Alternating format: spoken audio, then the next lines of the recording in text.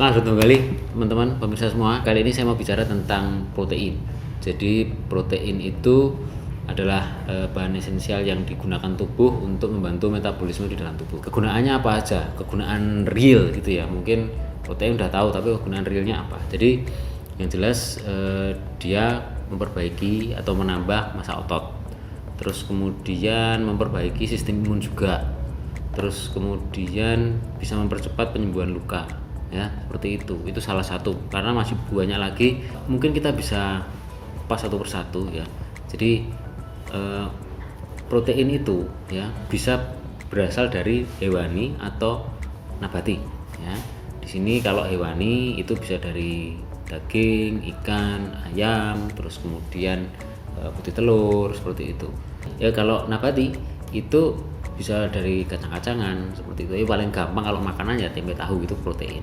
Cuma memang kalau kita membandingkan protein yang paling bagus ya dari hewani seperti itu, karena dia kandungan kadar proteinnya lebih besar. Kalau di anak-anak sih misalnya berat badan nggak naik-naik. Nah, coba kita evaluasi apakah di dalam diet anak-anak kita ini kurang protein. Jadi mungkin di sana ada karbohidrat, mungkin nasi seperti itu, terus kemudian sayuran, tapi proteinnya sedikit.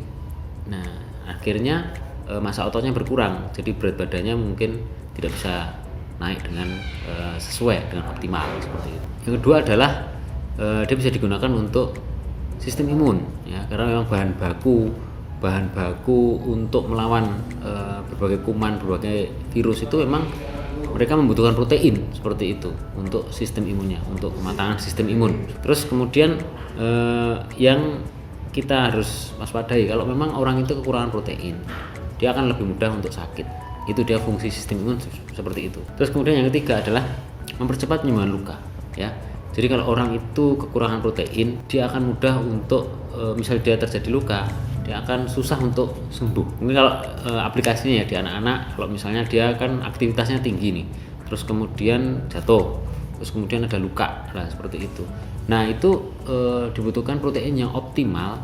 Jadi mungkin teman-teman bisa evaluasi. Nah kalau misalnya protein ini sudah cukup misalnya, kok terus kemudian berat badannya tidak cepat naik itu, atau anak ini udah sakit-sakitan ya, mungkin perlu suplementasi, karena mungkin protein yang didapatkan dari diet sehari-hari itu kurang. Jadi itu manfaat protein teman-teman. Demikian teman-teman video saya hari ini. Nantikan video-video saya selanjutnya, terutama untuk hal-hal yang sifatnya edukasi dan yang lain. Terima kasih, sampai bertemu kembali.